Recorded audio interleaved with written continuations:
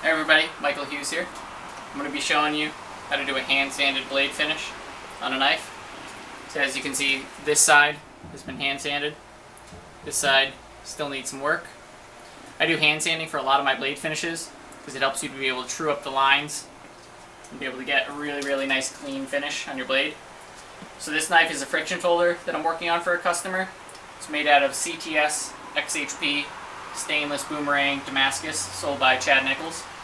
Yeah, that's a huge mouthful, but it's going to be a really nice knife when it's done. I'm planning on doing a mammoth tooth inlay in this area, and then this is all going to be etched to reveal the pattern. So when you're working with any steel, Damascus especially, you need to make sure that your finish is really clean for the etch that we're going to be doing. So once I get this knife apart, I'm going to be showing you, there we go. Show you guys the process that I go about for hand sanding. I'll show you how I cut my sandpaper.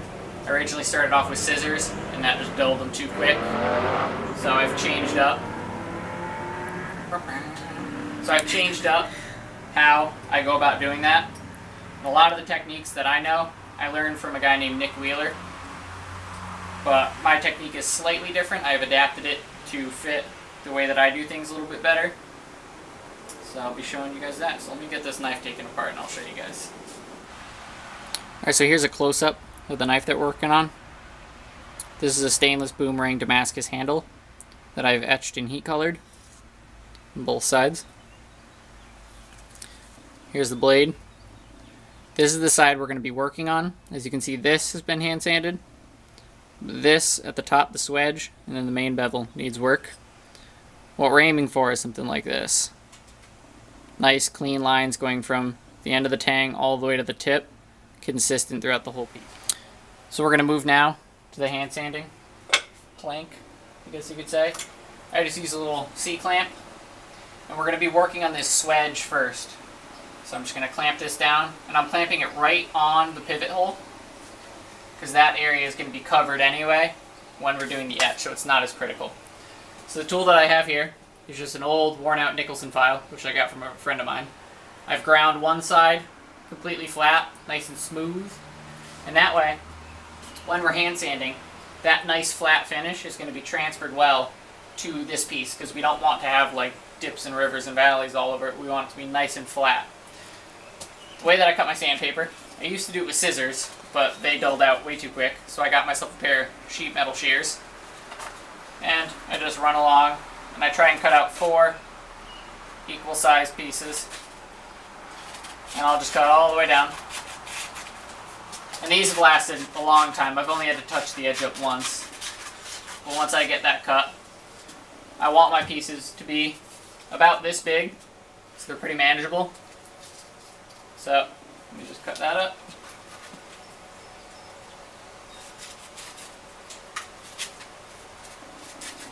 And you can get a lot of hand sanding done out of one sheet of paper. This is Rhino Wet sandpaper. It's a ceramic sandpaper. And I find that it works best. It lasts really long when you're sanding metal. I wouldn't use it if you're going to be sanding wood because it's expensive per sheet and there's really no point to it. You can just use normal sandpaper for that.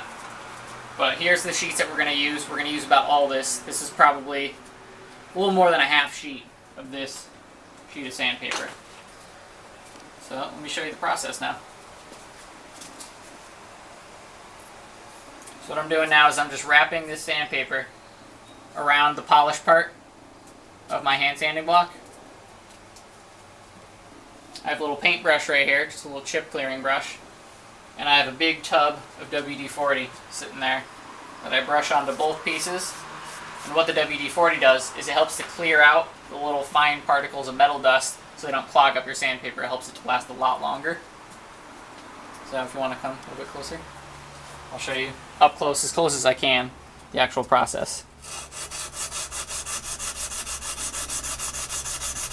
So we're just working back and forth. I'm trying to get the whole piece all at once. I'm not doing little tiny area. You want big, nice strokes back and forth. That's going to give you the cleanest finish as you're going along.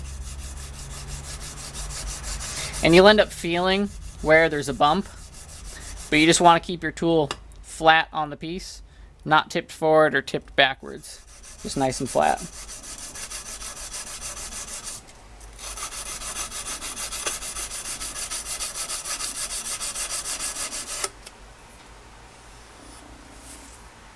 So I'm just checking as I go along. You want to look in a lot of different lighting. You want to be tilting your head back and forth, because it might look good in a direct overhead light, but then if you look over to the left or right side, it'll be a little scratch that's revealed itself. So you just want to look from all angles. I can see up here needs a little work, and also near the tip. So I'm just going to transfer down the sheet and keep working. As I near the end of the grit that I'm using, I like to use the sandpaper dry, because then I can see the lines that I'm making a little bit better. I just find that it helps.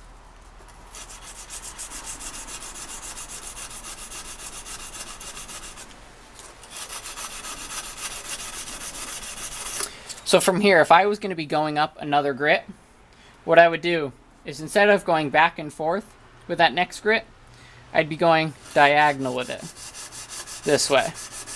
What that's going to do is it's going to help extend the life of your sandpaper, because since those lines are opposing each other completely, they're going to get rid of the previous grit a lot faster.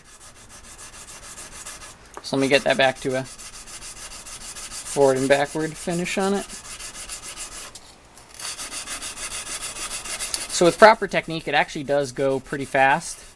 It's not as bad as you might think. And people like that you spend a lot of time on a finish like this. It's definitely work that doesn't go unappreciated.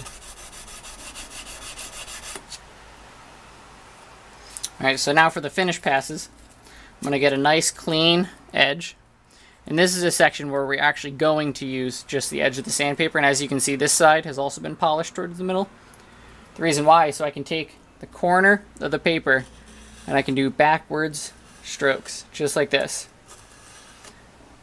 And that's just going to help to trude up a little bit more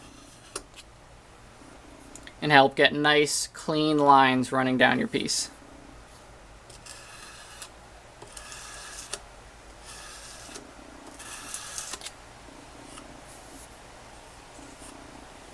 Alright, so I like the way that looks right now. So that wedge is now done, and we're going to move on to this section. So here you can see the finish that we have on our blade beforehand. All the lines are running vertical, which is fine if you want a belt finish on your blade. For something a little more high-end like this, I want to have a hand-sanded finish before the etch. So I'm going to be continuing on with this grit. We're using 220 grit right now. This is coming off of a 120 grit belt. So I'm going to get some more oil, some WD-40 onto that blade. Just brush it on there. Be pretty liberal with it on the sandpaper as well. Just brushing it on. You can also use the spray bottle, which I find would work pretty good. I just don't have one. Also, if you notice, the edge of the blade is not passing the lip of this piece of wood. That's really important, because if you're going along, even if the blade is not sharp, at this point it's a very thin edge to it. So if you're going along back and forth hand sanding, if you nick your finger on there, you're going to cut yourself. And it's not going to be a fun day, because you're not going to be wanting to hand sand after that with a bloody finger. So we're just going to be moving along. Nice long strokes, trying to get the whole blade at once. And as you notice right there, that darker spot, that means that's a bit of a pitted area. It might be a thousandth of an inch right there, but I'm going to need to take that out through hand sanding.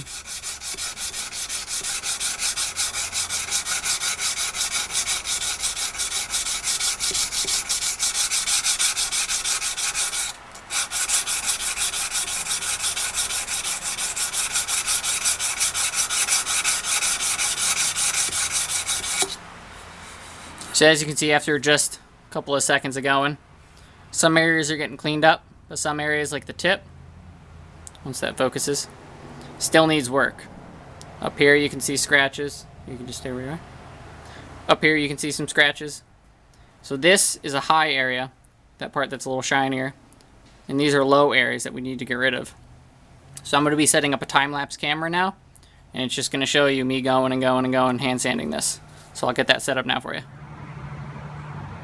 Alright, so that video is getting a bit long. I'm going to be cutting it into 2 parts. Part 2, I'm going to be going over how to clean up the flat face of a blade right here, so that way you can true up the grind lines, make them really, really crisp and clean. And to do that, we're going to be doing it on this surface plate right here. Same grit paper, and I'm going to show you proper technique for doing that. I'll also be showing you guys how to prep a blade for etching. This is the Damascus blade, so we need to dip it in ferric chloride to get the proper finish on it. Also, if you're going to be bringing out a hamon or anything like that, you're going to need to prep the blade really, really well with some acetone, so I'll teach you some good techniques for that. So I appreciate your time, and I'll see you guys in part 2.